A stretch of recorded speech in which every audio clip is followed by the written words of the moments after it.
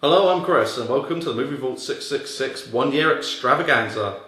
You know, after a year of making these episodes, I'm glad that I've got an action-packed ensemble of cameos and killer jokes, to make up for all the other episodes. Anyway, 1 year, eh? And I got something in store for... Rhubarb. What's that? Rhubarb. Cancelled? Rhubarb. All of them? Rhubarb. Repeating everything you say? Oh, god damn it! Yeah, but at least we've got lots of jokes coming up. What's that? Rhubarb. Oh yeah. Well, after a year, it's funny to think where I came from. 1 year ago, where was I?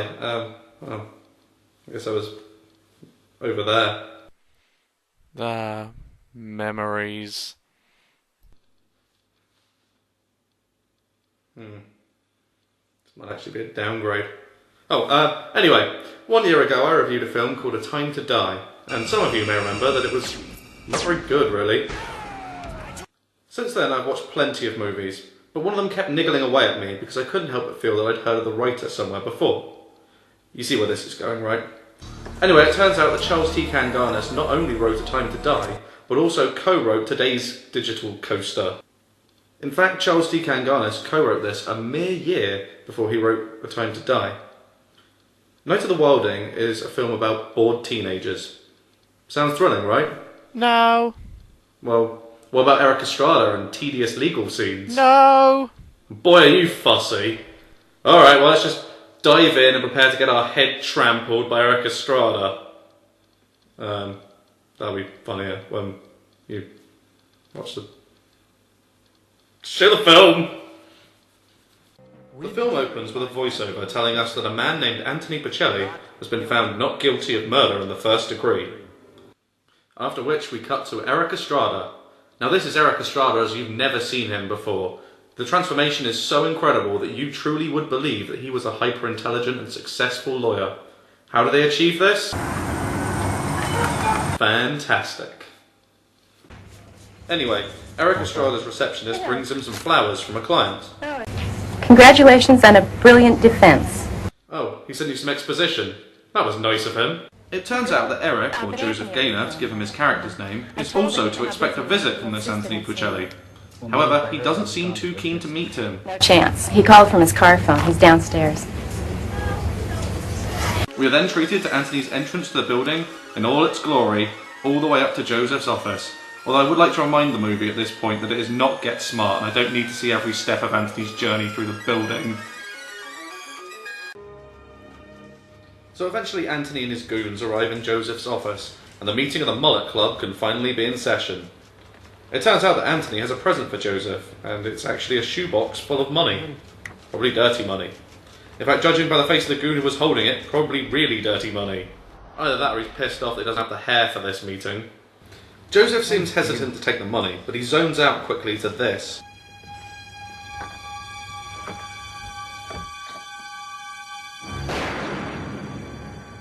Anthony, you killed him, didn't you? Well, judging by that, you were there. Like you said, no crime committed if you can't find the body. Oh yeah, sure. Except for the following.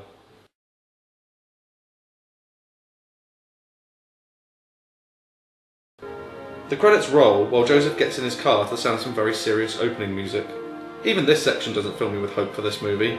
We get plenty of shots of Joseph in his grey clothes as he looks perpetually bored and is repeatedly overtaken. The whole thing just looks like the world's dullest car advert. The new Vauxhall Turtle. Tired of having to worry about going past the speed limit? Well, not anymore. Tired of having to slow down to get into parking spaces? Well, the Vauxhall Turtle takes care of that as well. Order now. This is especially bad, as the only part of A Time to Die worth watching was the stupid out-of-place car chase.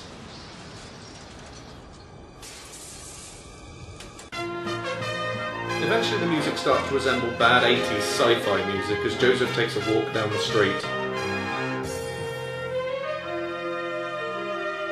Oh, cheer up, Joseph. Look at all the brand names around here. The music continues going, showing seemingly random images, until Joseph eventually walks past a tramp, giving him the money he got from Anthony.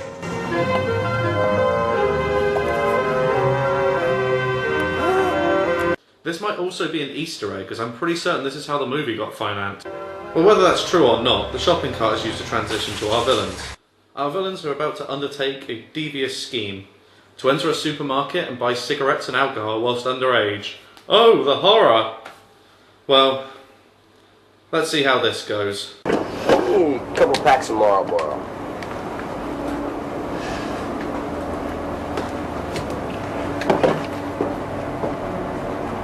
Hey! Oh, foolproof. The money? Jerk. So having already been caught, Carl, the leader of the gang, has to think on his feet. You paid for it. And with the battle of wits clearly engaged, Betty, the cashier, does something no one could have seen coming. Security to the front. Security to the front. Tattletale. Well, okay, stealing beer, but isn't this a legal drama? I can't really see this being the most interesting case. Well, fortunately, the film immediately escalates to a comic level as the gang nearly beat the security guard to death. Come and see the violence inherent in the system! Although they decide not to finish him after Alan intervenes. Come on, man! Man, call the cops! Oh, come on, Alan. They did say they were going out clubbing. Thank you. Thank you very much. I'm there all night. With the gang gone, we cut to a detective arriving to talk to Betty with all the warmth and personality of a burnt-out match. But it contributes very little before we cut to a new scene of some people waiting for Betty to return. She does very quickly, but she's been followed by the gang from earlier, because this wasn't already an open and shut case apparently. The gang decide to approach the house as inside it is revealed that there is a surprise party being thrown for Betty. You guys. What do you think? You guys are too much. Oh yeah, 3 people and some kids' balloons. They really went all out. So what else will be included in this wild party? I feel like I want to take a shower. And then I want to get drunk. Is it kind of weird to take a shower during a party? Hey, I'll put some music on. Oh, not too loud. The man next door is such an ass. Why is that? Well, I don't know. I walk around the house half naked. You'd think he'd like being our neighbor. Yeah, but as your next door neighbour, how could he see it? Maybe the person across the road? Anyway, the reason for Betty taking a shower becomes pretty apparent when you remember that this is a 90s TV movie, and we're shown every second of her preparing for a shower, as well as most of her while she's in it. Eventually something odd does happen though. Something. Yeah, at this point, just plot points happening at all feel like a treat. In this case, it's the door ringing as the gang arrive at the front door, only several minutes after they decide to walk up it. What happened? Did they get lost?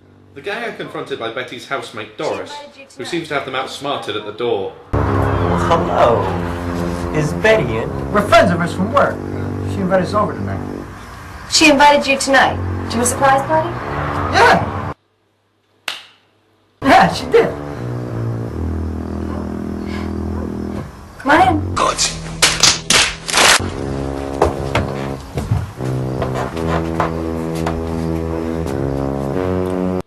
Whoa. Alan. Personal space, dude. Actually, is he the guy from Camp Blood? The female of the species. Either way, the man from the party raises a good question. Hey, what's with the fucking bat? This? We gotta be at baseball practice right after the party. Is he frozen in time, or does he think that teenagers' vision is based on movement? As a matter of fact, we should be practicing right now. Alan. So the villains begin wrecking the place up and attacking the occupants, as the gang leader cracks the man in the face with a baseball bat, and Alan completely forgets that he's supposed to be the timid one. Home run! With the film actually having a bit of pace for a change though, it's good to see that there is still time to break things up with insert shots of Betty showering. The 3 then pin down Doris and, well...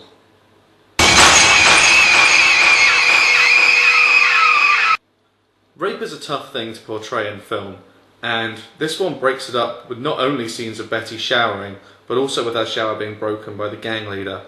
It's handled pretty horribly.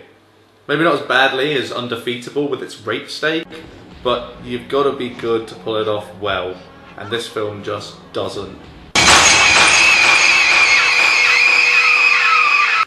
Remember, this is supposed to be presumably quite a powerful scene, and yet it left no impression on me almost at all. In fact, when my first reaction wasn't, oh my god, this is horrible, and instead was, why hasn't that guy gotten up yet? It may be lacking a little intention. Back to the film, and with the crimes committed, we catch back up with Joseph Gaynor, who will be defending the gang from the previous scenes as if you couldn't work that out. Joseph is handing in a plea of not guilty for his clients as the judge sets bail. The two share some meaningless dialogue before the judge reveals a shocking twist. Mr. and Mrs. Gaynor? That's Walters now, Your Honor. If it would please the court, Ms. Walters. What would please the court is if you would conduct your reunion elsewhere, Ms. Walters. That's right, they used to be married, and this promises to be wacky. After one or two scenes that don't go anywhere, Joseph meets with his clients and some of their families to discuss the upcoming trial. Your name's Carl, isn't it? Joseph thinks that a good public image could help sway the jury, although you'd have thought DNA evidence from their sexual assault with Doris would mean that this case is already more or less decided. I have never lost a case, and I don't plan on losing this one. It's very important to win the hearts and souls and sympathy of the jurors. And get a haircut. And finish your homework, and don't slouch. You do believe they're innocent, don't you? It's not important what I believe. The jury has to believe it. They can hurt him. I can't. We'll see about that. In a brief scene with the prosecution, Miss Walters tries to convince her witnesses to take the stand. Doris seems reluctant, however Betty is adamant that she will take the stand. I'm going on the stand, and I'm going to do whatever it takes to put those bastards away. Yeah, they really should have reconsidered their gang name. Meanwhile, Joseph is reconsidering defending clearly guilty people for vast sums of money or something, I don't know. And while that's going on, Miss Walters is having one side of a really boring phone conversation, as if your pulses weren't racing enough already. With the film having ramped up the tension through that scene, Miss Walters arrives at Joseph's house, where the two characters show off their fantastic chemistry.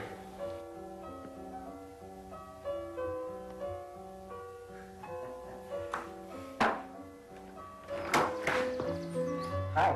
Hi. Come on in. Change your mind about dinner? No, this is business. Oh, well then. Enter. Well, I see you've done very well for yourself. Private practice, like I always told you, is the way to go. Well, if it were corporate, I understand, but criminal, I don't know, Joseph. That I don't understand. Well, then let me explain it to you. You do a good job, you get a guy off. Explain it to you.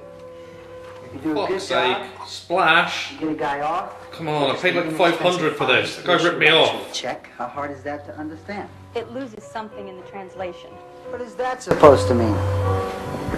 Case in point, Anthony versus Maxwell. Everyone in the world knew he was guilty, and you get him off on a petty technicality.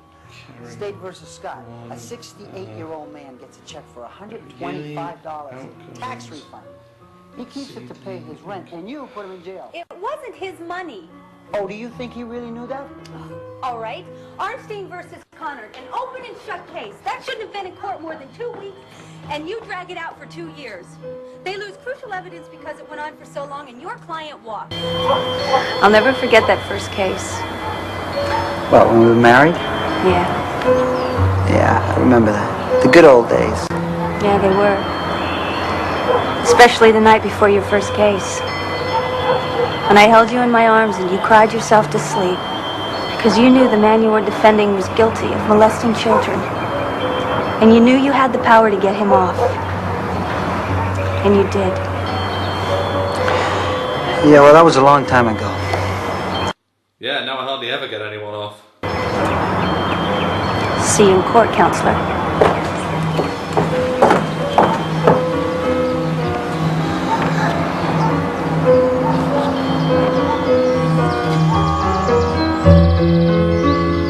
Do you believe believe in capital punishment? Have you ever been arrested? Do you believe in the judicial system? When a woman says no, does she mean yes? Whoa, whoa, whoa. That's almost as many unanswered questions as Prometheus. Thank you very much, Mr. Peters. Accepted, Your Honor. So anyway, eventually Miss Walters gets around to questioning a woman named Sally, who it turns out works in porn. However, at least it's not as degrading as being in this film, right? Sally, let me ask you, in any of these films, were you ever asked to partake in a rape scene? On a few occasions. And how did it make you feel? Well, let me put it this way. If I can help it, I avoid them. You hear that? An actress would avoid a rape scene in this film, which has a rape scene. Which actresses... my brain. Back with the villains, they are understandably worried about the trial. I would have lasted 5 minutes in that hole. You should have thought about that before you raped that girl. Oh yeah, you were a model of innocence back at Betty's house, Alan. You should have thought about that before you raped that girl. It would be nice if Alan could stick to one villain cliche at a time. Feel that power, Marty? Just a couple of hits with that bat and you feel that power. Right! Tell me how powerful you're gonna feel in jail for 20 or 50 years. No one is going to jail. I don't want to go to jail! You shut the hell up! No one is going to jail. We got the best lawyer in the state. Maybe even the country, and if that's not good enough, we'll take care of it ourselves. Hey, what do you mean? Yeah. What do you mean? The power. Well, I'll ask a stupid question, right? Anyway, it seems that there's some sort of friction between our villains, as Alan's reverted to his wimpy personality and is considering sailing the rest down the river. However, enough of the marginally more interesting part of the plot, as it's time to return to the court part of the film. The prosecutor speaks first. Ladies and gentlemen of the jury, I'm sure you've heard this story a million times from your grandparents, a relative, your mother and father, who used to speak of a time when they would leave their front doors opened or unlocked and felt safe in their homes, when their neighbor would look out for them. Today, even with bolts and chains on our doors, we're still afraid. Okay, I've had enough. Burn them. She goes on for a while about how several other attacks have happened and how the attackers claim to be bored. Ladies and gentlemen... Huh? Is that the sound the power makes then? The prosecution will prove that these 3 young men brutally beat a security guard at the man's parking lot after they robbed the store. The defendants then followed Betty Trusky to her home, where they crashed her small birthday party and brutally beat again Bill Paxton, and then raped Doris and Betty. Well, I guess the DNA evidence left behind from when they raped Doris will pretty much make this an open and shut case. Oh, except of course there won't be any, despite the technology being available. Anyway, she goes on for a bit, but having already seen that the defence is guilty and the rape having been handled so badly by the film, it really doesn't work. Let's restrain these animals so they don't harm or rape anyone else again. Yeah, like I said, burn them! Burn them all! That was really lovely, how the prosecution painted her own Norman Rockwell lifestyle. But what the prosecution has really done is begin to plead my case. There is crime all over the city. What are we waiting for? Let's get them. Well, unfortunately, this isn't a vigilante justice movie. There's no chance of a guy in a massive truck bursting in and firing a harpoon at people. Come back, the gladiator. You were comparatively interesting. Law is about facts. The fact of the matter is that Betty Trosky and her friends were having a wild party. Personally, I never heard of people taking a shower during a party. You take one before, maybe one after, but during? So this has got to bring to your minds the question, what kind of party this is in the first place? He's right, these people are sick freaks. Somewhere along the way, the prosecution is going to say that the defendants were found inside the house. Don't say an inside the victims. Don't say an inside the victims. So at this point, we do actually see Joseph as a pretty good lawyer, capable of getting guilty people off. So this little bit is actually to the film's credit. He even manages to deliver a little zinger during his opening remarks. The prosecution did such a good job with my opening remarks. Maybe I should let her plead my whole case. Whoa, tough crowd. Now here's a pointless little scene. Another lawyer named Paul talks to Joseph about a client of his who was offering a lot of money to him to get him off from a charge of shooting a narcotics agent. Paul wants Joseph's help and is willing to cut him in for a large fee. Unfortunately, or given how dull anything resembling a courtroom is in this film, more like fortunately, Joseph doesn't take the case, which means that Paul's entire contribution to the film is, "Hey, can you help me out on a case?" "Okay." "Hey, you didn't help me out on the case." In fact, as far as I can tell, the only reason why Paul is in this or any movie is simply that he's played by Joey Travolta, and therefore one of the most famous people in this movie. Anyway, this scene doesn't really contribute anything else, but I'm still going to pick at it anyway. Partly because it has an extremely unfunny joke. Well, it's on me. Bon appetit. You see, whatever this woman's name is, it's not too important that she only has about 3 lines of dialogue, doesn't like Paul, and so when Paul offers to pay for both her and Joseph dinners, she changes her order to be more expensive. It's funny, you see, because he's going to have to spend more money than he originally thought he was going to have to spend.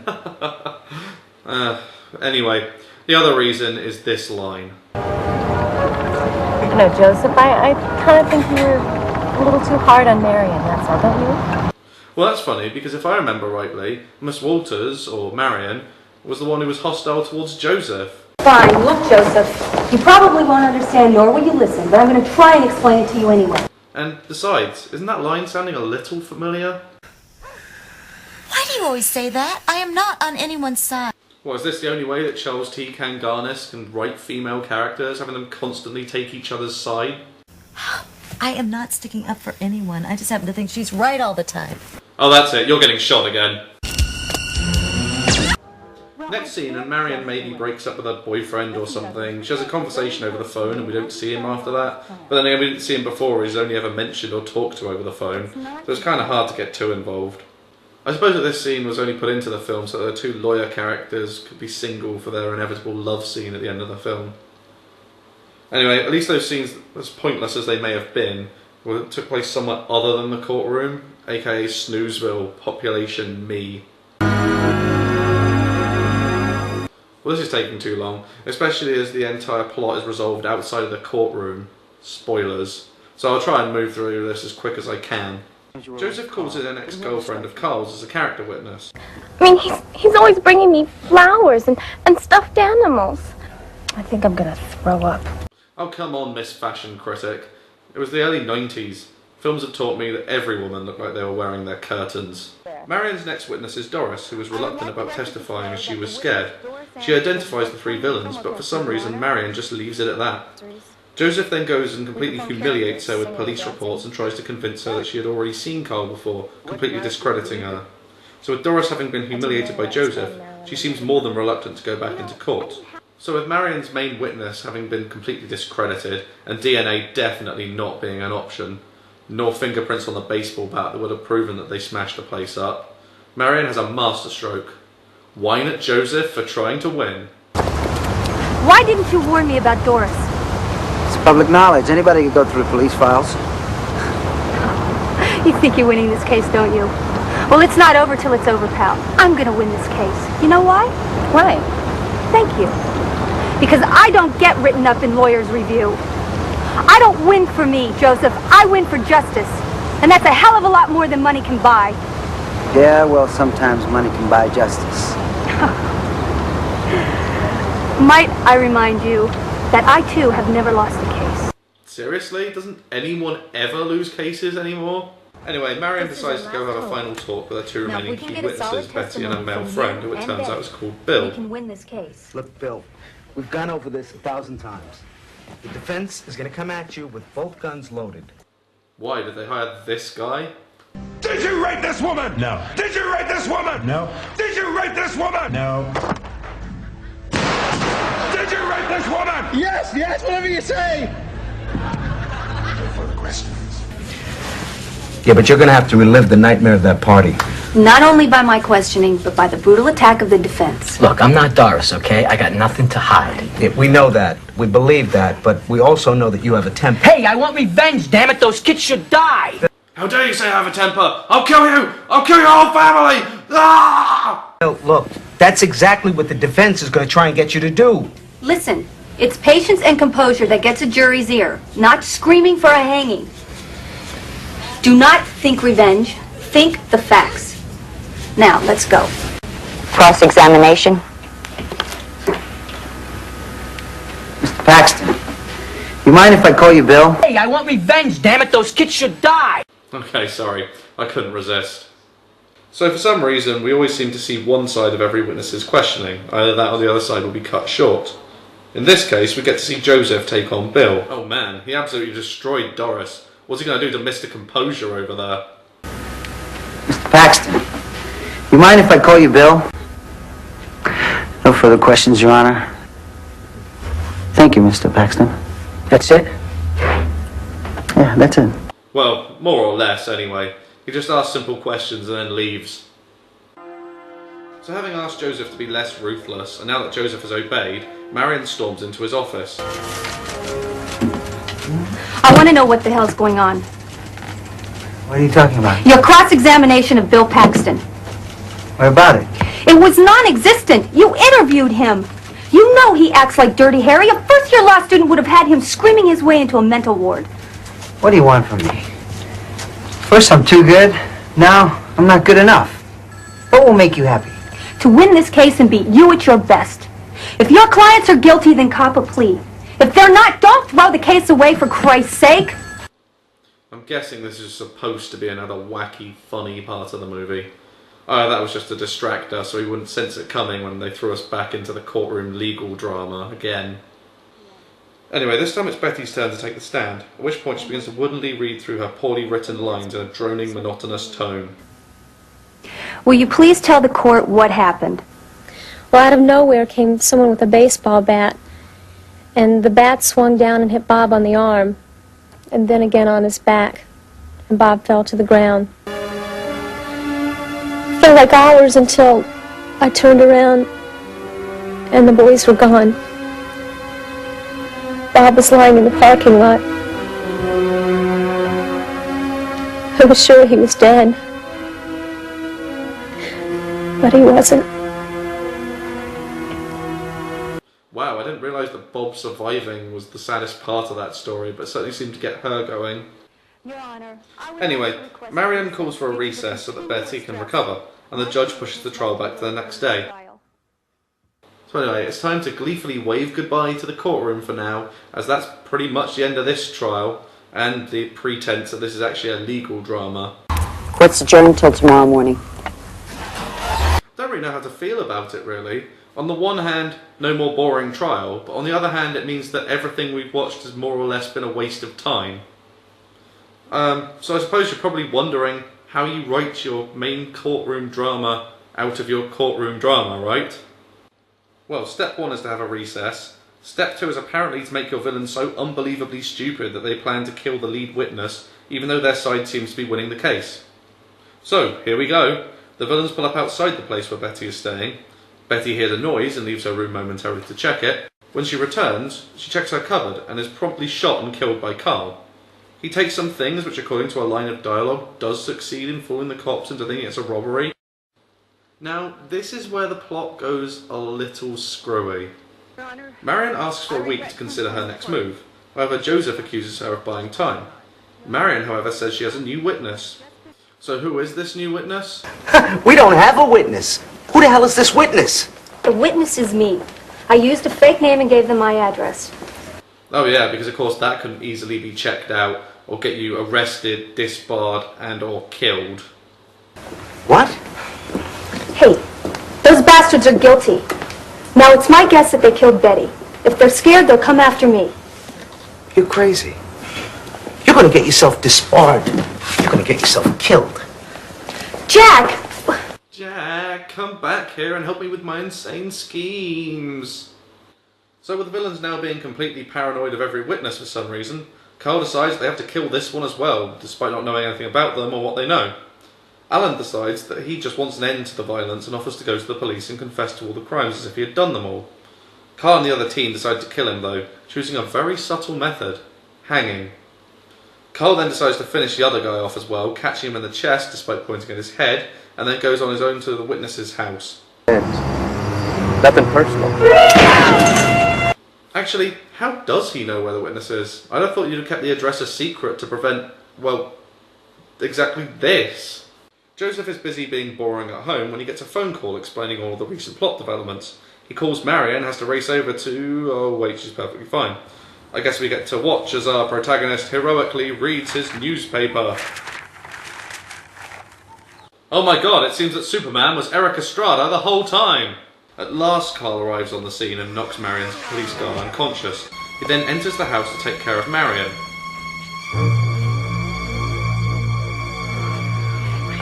Oh yeah, I'm sure it was impossible to tell Carl and the middle-aged tubby police sergeant apart with that helmet on. Anyway, insert dull chase scene here before Joseph arrives, scaring Carl off. This film has finally transformed into a big dumb action movie.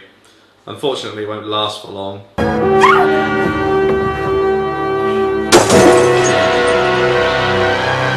So after diving through a window, Carl escapes pursued by Joseph, who, despite running at about half Carl's speed, conveniently never loses ground. The best part of this chase, however, comes as the two leave a baseball ground, setting up one of the dumbest car crashes of all time.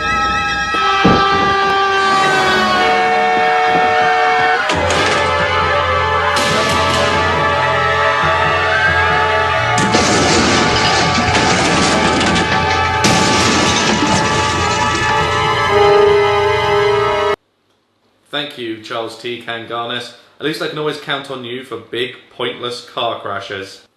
Anyway, the chase comes to an end when Joseph catches up with Carl and tackles him into a pool, leading to a struggle between good and evil to the bitter end.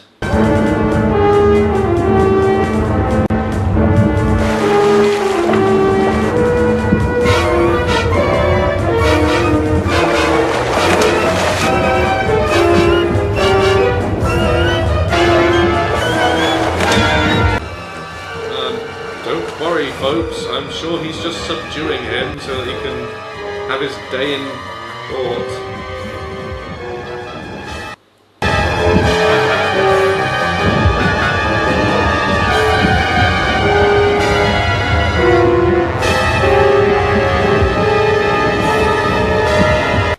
God. Oh, that was dark. I mean, yeah, the guy wasn't nice, but wow. Anyway, it turns out that Joseph is now going to court because, you know, he murdered a guy 3 blocks away from where he committed a crime. But there's a twist. It turns out that Marion is now going to be representing Joseph in court. How hilarious. You see, because he was a lawyer and now he's going to court, another lawyer is going to have to represent him. Ha ha ha ha. God, I'm alone. The man is guilty. The man is a murderer. It was self-defense. Of course it was self-defense. It was only 3 blocks away from the original attack. Self-defense. He's 10 blocks away from the original attack. Ooh, 10 blocks. Yeah, he's screwed. Guilty. But of course, what am I thinking? That would only happen in a sane world. And this one has Night of the Wilding in it. So of course he gets off and he sits on a bench. The end. That's it? Yeah, that's it. So that was Night of the Wilding. And what did I think?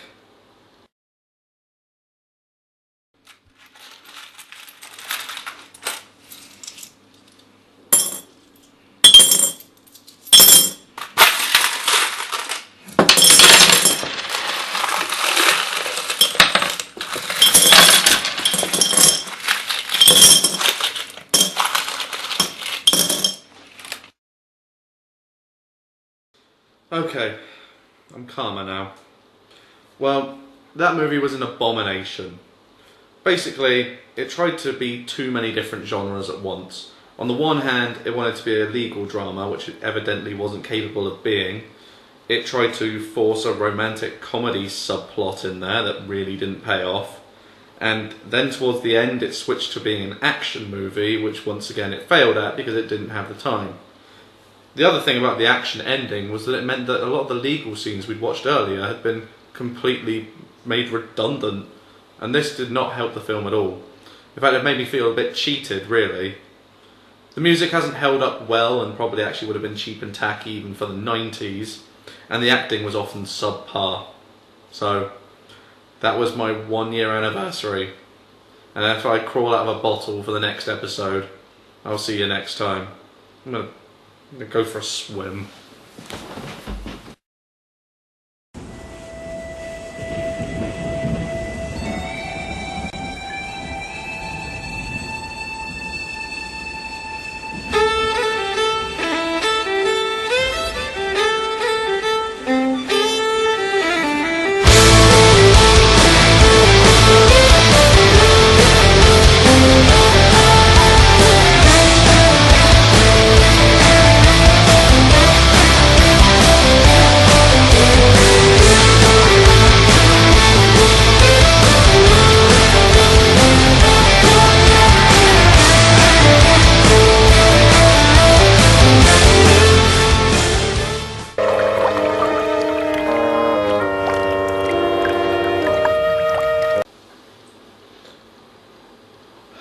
God, every fucking time.